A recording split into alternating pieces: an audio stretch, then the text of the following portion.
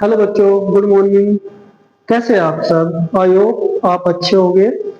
आज चक्रवृद्धि ब्याज के ये बहुत इंपॉर्टेंट क्वेश्चन है, जिसमें कि पहले क्वेश्चन में कहा आपको कि किसी राशि को चक्रवृद्धि ब्याज पर 10% की दर से 2 साल के लिए निवेश किया गया तथा समान राशि को समान दर से समान समय के लिए साधारण ब्याज पर भी निवेश किया गया, तब चक्रवृद्धि और साधारण ब्याज का अंतर 200 रुपये है। तो राशि क्या है बेटा? ये एसएससी CHSL प्री 2023 में रहा। ठीक है बेटा। तो इसमें क्वेश्चन में क्या बोल रहा कि कोई राशि थी और वह 2 साल के लिए साधारण ब्याज चक्रवृद्धि ब्याज पर 2 साल के लिए और रेट 10% पर, और उसी राशि को साधारण ब्याज के लिए समान दर यानी कि जो 10% की चक्रवृद्धि में थी 10% की साधारण ब्याज पर, और समय भी 2 साल और साधारण ब्याज भी 2 साल के लिए निवेश किया गया था। तो इस प्रकार चक्रवृद्धि ब्याज और साधारण ब्याज का जो अंतर था वो 200 रुपये का है। तो बेटा इस क्वेश्चन को सोल्व करने के लिए क्या करेंगे? सबसे पहले बेटा रेट कितनी दी हुई है? 10%। टाइम कितना दिया? 2 साल का। ठीक है बेटा। और CI व SI का अंतर जो है वो 200 रुपये है। तो बेटा इसमें मेरे से पूछ रहा कि P क्या है। यदि मैं कहूं कि P मेरा 100 रुपये है, यदि जो P है वो 100 रुपये है, ठीक है बेटा, 100 रुपये मान के चलूंगा, मेरा P 100 है। तो बेटा इसमें क्या करेंगे? सबसे पहले आप ऐसे करोगे, ये क्वेश्चन नंबर पहले में जब पहली वीडियो था उसमें मैं आपको समझाया था चक्रवृद्धि ब्याज की कि ये कैसे निकाला जाता है। अगर बेटा मैं 100 रुपये 100 रुपये पर 10% का ब्याज 10 रुपये लगता है, ठीक है। तो बेटा इसमें क्या करेंगे? अब जहां 10 रुपये है तो यहाँ पर भी 10 रुपये, दूसरे साल भी इस पैसे पर 10% के हिसाब से 10 रुपये का ब्याज लगेगा। अब इस 10 का 10% कितना होगा? 1 रुपया। तो बेटा इस प्रकार ये हो गए 20 + 1, जो ये होता है, ये तो होता है SI। और ये अगर मैं इस लाइन से आगे आगे के जितने भी आते हैं वो CI/SI का डिफरेंट होता है। CI/SI का डिफरेंट, सॉरी, CI और SI का डिफरेंट 1 रुपया होता है। ठीक है बेटा, 1 रुपया होगा। तो अब इसने कहा कि यदि P 100 रुपये है, मैंने कहा कि P 100 रुपये है, लेकिन इसने कहा CI/SI का डिफरेंट तो 200 है, लेकिन मेरा CI/SI का डिफरेंट कितना? 1 रुपया। तो ये 1 यूनिट बराबर 200 की हो गई। तो कितनी यूनिट है? वो बनती 100। तो 100 यूनिट कितने के बराबर हुई? 200 गुणा 100 बराबर 20,000। 20,000 का मेरा मूलधन है। तो बेटा 20,000 मेरा आंसर होगा। ठीक है बेटा। तो इसमें क्या होता है? इस वाले में जो पहली लाइन का जुड़ा हुआ होता है वो तो होता है SI। अगर मैं इसे सारे को जोड़ दूं तो वो होता है CI। अगर इस लाइन पे, इस वाले लाइन पे, ये वाली लाइन इससे इधर की जितनी जोड़ोगे वो CI/SI का डिफरेंट होता है। ठीक है। ये मैंने आपको चक्रवृद्धि ब्याज के पहले क्वेश्चन में आपको ये बात समझाई थी। ठीक है। तो इस प्रकार ये क्वेश्चन सोल्व हुआ।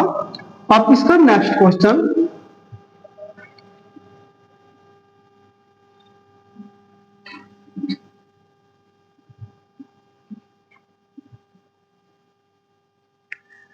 नेक्स्ट क्वेश्चन में क्या बोल रहा?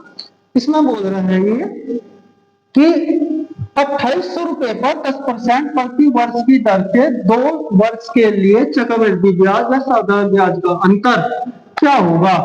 क्या होगा बेटा? P मेरा दिया कितना? 28,000 रुपये, ठीक है। और रेट कितनी है?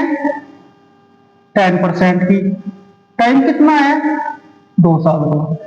या तो बेटा ऐसा करना पड़ेगा मुझे, पहले चक्रवृद्धि ब्याज निकाल लो, साधारण ब्याज निकाल लो, फिर उसमें डिफरेंट करके जब बेटा मुझे इसका अंतर मिलेगा, या फिर बेटा ऐसे कर लो। साल 2 है तो 1 2 2 साल हो गए बेटा। पहले के लिए यहाँ पर 1 लाइन और दूसरे के लिए 2 लाइन खींचते हैं। तो बेटा अब इसका 28,000 रुपये का 10% कितने रुपए बैठता है? तो कितना बैठता है बेटा? 28,000 का 10% पैसे निकालते हैं बेटा, 2800 रुपये। ठीक है बेटे। तो 2800 यहाँ हो गया, तो 2800 ही यहाँ पर भी हो गए। अब तो ठीक है।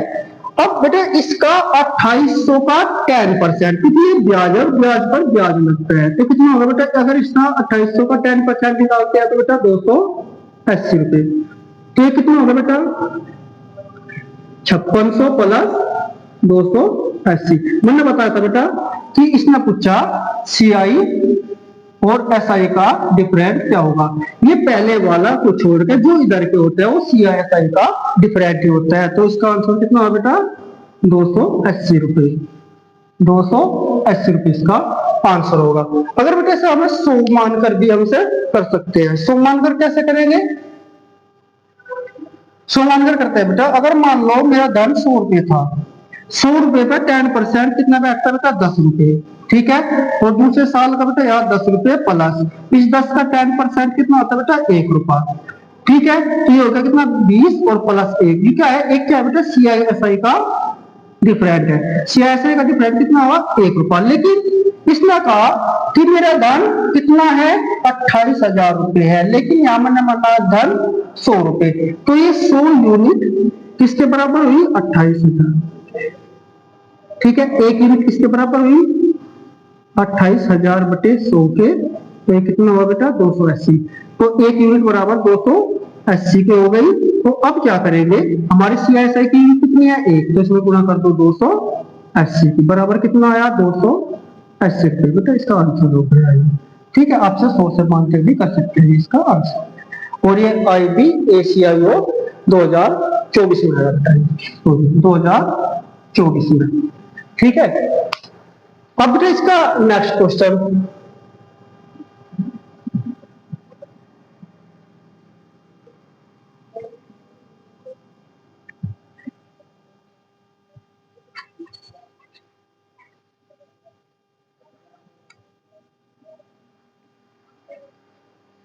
नेक्स्ट क्वेश्चन है बेटा, इन्होंने कहा 7,500 रुपए पर 4 वर्ष में प्राप्त चक्रवृद्धि ब्याज ब्याज करो यदि प्रथम 2 वर्ष के लिए 20% तथा अगले 2 वर्ष के लिए 10% की वार्षिक दर है।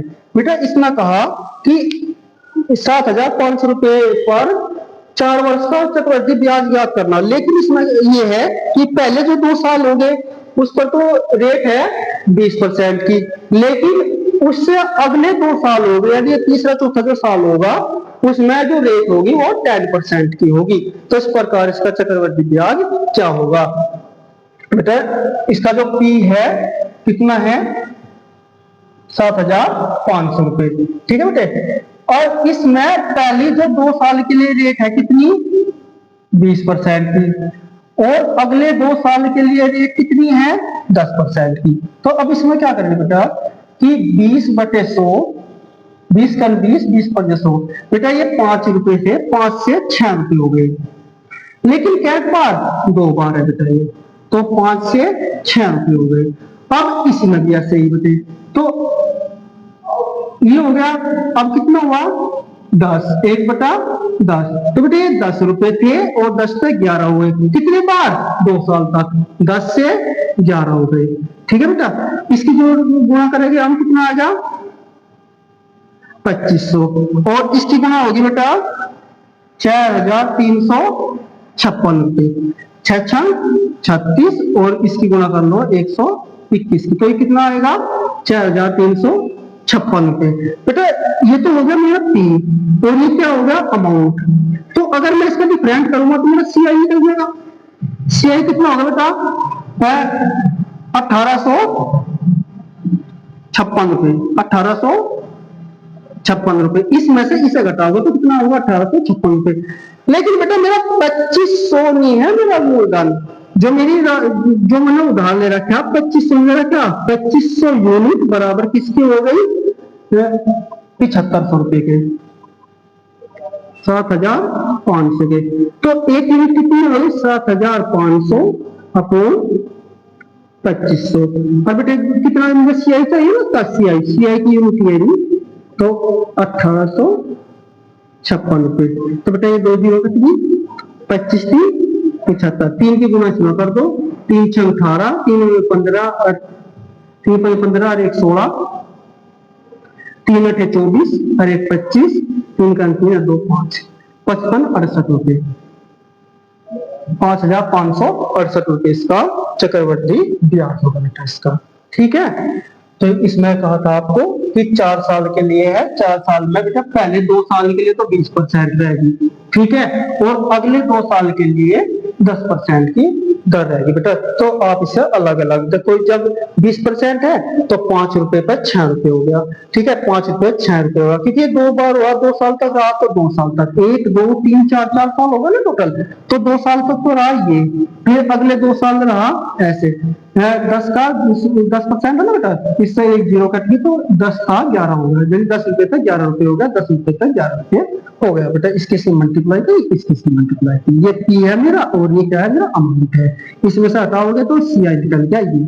अब मेरा जो पी था, जो मेरा पी तो है ये, लेकिन इसके अनुसार मेरे मानने अनुसार है 2500 रुपए इसके बराबर है बेटा 7500 के, और ये 1 जून के बराबर 7500 बटे 2500 गुणा मेरा कितना 1856 रुपए, तो कितना आया बेटा 5568 रुपए इसका आंसर।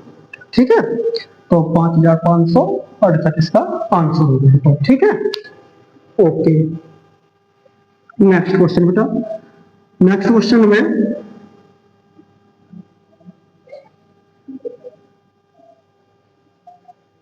नेक्स्ट क्वेश्चन है कि 2 साल में 24,000 पर चक्रवृद्धि ब्याज ज्ञात करो जब दरें 8% प्रति वर्ष तथा 10% प्रति वर्ष 2 क्रमिक वर्षों के लिए होती है, यदि ब्याज की दर क्रमिक है।